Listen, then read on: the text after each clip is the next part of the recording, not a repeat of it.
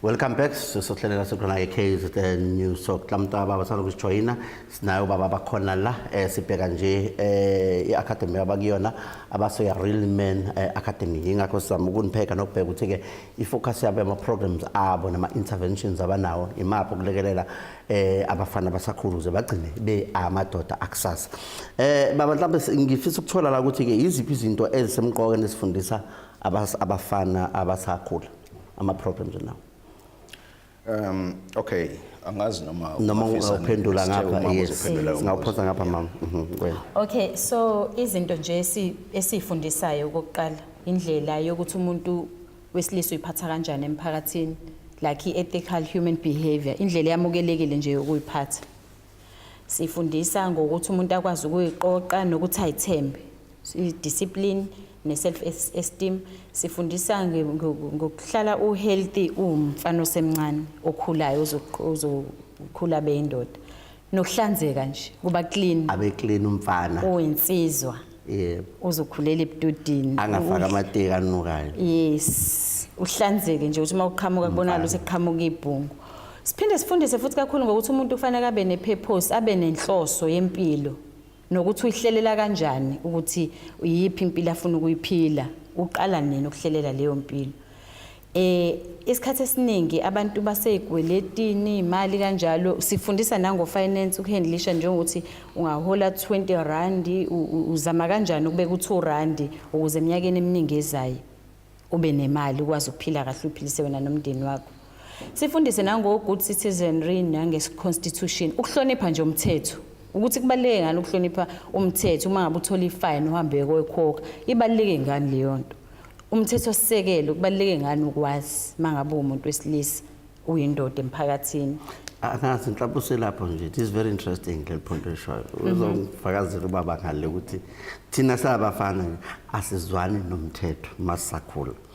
Azwani nokutshelwa, azwani ukutshela ukuthi ke ungakwenzi ukuthi yabo lokho othi asingakwenzi thina ila ngathi sifuna ukutesta khona sibone ukuthi mangikwenzile pho kuba njani. Sengizola ukuthi ke it's a part right kakhulu ngoba siyathanda ukuviolate izinto ngoba sifuna ukuprove ukuthi yabo we can do it, we are men, yabo it's right. So I like that part. Yes. Yeah. So uqinisile bayazama kodwa ekugcineni kuba nomthelelo omubi. Usufuna umsebenzi mhlambe ufuna ka government noma usufunda o finance sekufanele uqashwe uCCA bese kubonakala leli record ukuthi yo we bad payer nje kwasemo. So sizama ukugcizelela ukuthi bazi ukuthi kubaleke ngani ukuthi uyimele into oyiqalile noma mangabe unecala ubhekane nalo lelo cala, nokuthi ke nje ukuthatha responsibility nokuvikela umuntu wesilisa phela uyavikela. Sibafundisa ukuthi kubaleke ngani ukuvikela, ukwazi nje ukuvikela umndeni wakho oqala nokuthatha responsibility. Mangabe ube careless wakhulela isingane yabantu into efana nale umthwalo wakho loyo usuyozufe nawo kufanele uyithathe ubambe. Sifundisa ngalezo zinto ukuthi kubaleke ngani ngoba sizama ukwehlisa izinga lokuthi kuzalwe ezinye ingane zabafana engakhuliswa ngobaba wazo. Nazo izo ngeke izifunda uthathe responsibility mangabe umuntu engayifundiswanga kusaqala. Sifundise nangosiko nokuthi umuntu azazi ukuthi ubani isiko lakhe. Kubalekile ukwazi culture nokuhlukahluka kwamasiko nenkolo. Siyakhuluma futhi nangalezo zinto ukuthi kubalekile mawumZulu wazi kabanzi ngobuzulu bakho kodwa ungagcini lapho, wazi nangamanye amasiko nangabanye abantu ngoba phela siphila emhlabeni eSouth Africa diverse, khona amasiko nabantu abaningi sihlala nabo.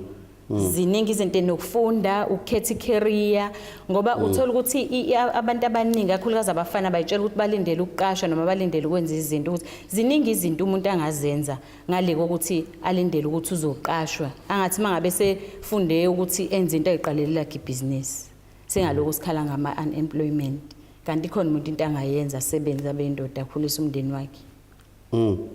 Yes ba. Kanye ke nanokuthi ke noma umfana ekhula phakathi kwekhaya akwazi ukuba usizo, ungaba yathe kudinga ukwenza into encane kufanele ilungiswe ekhaya sekuloko khanjwa kolandwa abantu ngoba umfana akazi lutho. Some basic home care skills, ezinye technical, ezinye basic nje akwazi ukulekelela nasekitchen nasengadini nasemotweni zobaba namalambe endlini izinto ezithile. They are basic things that a young man must know mayikhula. Nalokho kuyafakwa futhi kwinxeyo ukuthi abe usizo lenayo komprepare noma eseyindoda ukuthi abe umuntu ophumela ngaphandle kuphela ngoba sekweqe entweni ngempela esidinga mhlawumbe i-professionalism kodwa kujwayelekile nje kwandoda vele akwazi ukwenza. Uma singathini sisayikhuluma lento because ngiyabuka ukuthi bazosizakala abeza kule academy. But now sine problem ukuthi baningi abangezinga kule academy. Ozothi ukuthi emakhaya upbringing indlela abakhuliswe ngayo baspoiliwe abazali babanika into abayifunayo bagcine bebuka TV baphuma babash whatever badlala ama cellphone ama game yonke into abazenza into eyishwayo bagcine sebebiza ngokuthi kuningi okuqhamukayo bagcine bengasawazi umsebenzi. Ungathini ukulekelela ukuthi abazali abafake lento akakwazi ukuthi ukhanda isicapha? Uqinisile konakele kakhulu. Enye into esizenzayo kulento as ingxenye ye responsibility ukuthi umuntu azi ukuthi kunini la kuphunyelwa khona kunini la kusetshenzwa khona. Ukusebenza akona ukusebenza kamlungu kuphela ukuba usizo ekhaya nokuthi ukwazi uku-edivela kunoma yini into eyenzayo. Kufanele bekhona indlela la sikwazi khona ukuthi sithi program abantu asebekhonze ukuhlala baphakamisa inyawo noma kushanela bazi ukuthi mawukhona nje na yenza okuthile ukukhombisa ukuthi nje useful ngandlela thize la ukhona. Kuyafundiswa ukuthi is something to do nendlela ye-upbringing nokuthi uqala ususe lokho asebekujwayele ubavezele i-importance ne-advantage yalokho okusha okufanele bakufunde so that bayokwazi nabo bakudlulisele nabantu ababo uma bekhona kube indlela entsha yokubuka isimo nokuphila. Kubaluleke kakhulu lokho. Uma ngithiwa nje baba siyahamba nayo emalokishini sinje komlazi noma sithi Mashu Clement sikhethe Clement bese si-identify imizi ewu5 enabafana uzobona umahluko khona igceke lenziwe kuhle khona umfana. Owesibili limbi igceke umuzi uright kodwa igceke limbi kodwa khona umfana. Kwelesithathu yabona sengithola uyabona lapho ukuthi bakhona abafana konke lamakhaya kodwa khona abamavila khona abalazy khona abakhuthele uyabona nje ukuthi hayi khona umfana ke la kuhle egcekeni because wenza show nje ukuthi noma kuthiwa ke ubhema insango yakhe ngizolinganisa whatever kodwa uyaclean ekhaya ngenze sibonele into enjalo ukuthi ke siyafisa ukubabona bedlala irole emakhaya bawulungisa umuzi wasekhaya abafana phela. Kubaluleke kakhulu siya-encourage kakhulu lokho ukuthi abantwana yebo baba nezinto eziningi abazenzayo phela abanye bayafunda ezikoleni akufanele sibagqilaze kakhulu kodwa lokho abanethuba lokwenza nokufanelekela ukuthi bakwenze abakwazi ukuplana kahle impilo yabo ukuthi ngesikhathi esithile yini engiyenzayo ukuthi akwazi ukwenza i-contribution ngendlela efanele ekhaya. It is very important ukwenza lokho. Okay, mhlambe ke okuye sifuna ukuthola la i-academic manje kungenwa kanjani? Sikhuluma nge-process whereby abantu bajoyina baba ama-member members and at the same time we run now unyaka 2 years 3 years awusinika isithombe ukuthi ke the holistic picture ye-academy isebenza kanjani abantu abazokwazi uma ukuthi yakwazi bayingxenye kwanongoma babona imlazi babona khona ngisho abase-Mpumalanga make an example because of i-platform yethu itholakala national. People want to be part of this academy. How can they partake bakwazi ukuthi basizakale ema-programs enu? Simisela ukuthi ngenyanga kaSeptember abe eqala ukuroll out ama-programs amaningi kwi-province yonke yaKwaZulu Natal. I-program ihamba iy'nsuku ey'nhlanu. It's a 5-day program aqala ngomsombuluko kuze kube uLwesihlanu. Sitargeta iy'ngane zey'kole okuningi kwenzakala ngamaholide kodwa ezinye iy'kole esikhulume nazo ziyathanda ukuthi zikufake within i-calendar yesikole kube i-package yesikole. Abazali bayakwazi ukuthi basifonele thina emahhovisi ngemininingwane esoyishiya ngasekugcineni abanye bakwazi ukusi-emailela benze iy'celo njalo zokungena lapho kwi-program. Siba nje sey'ndaweni ey'hlukahlukene siyakwazi ukuthi siye la imiphakathi ikhona uma abantu banele ukuthi babe khona kuleyo ndawo siyakwazi ukuthi sithole isikhungo esifanele la sizokwazi ukuqeqeshela khona beza abantu.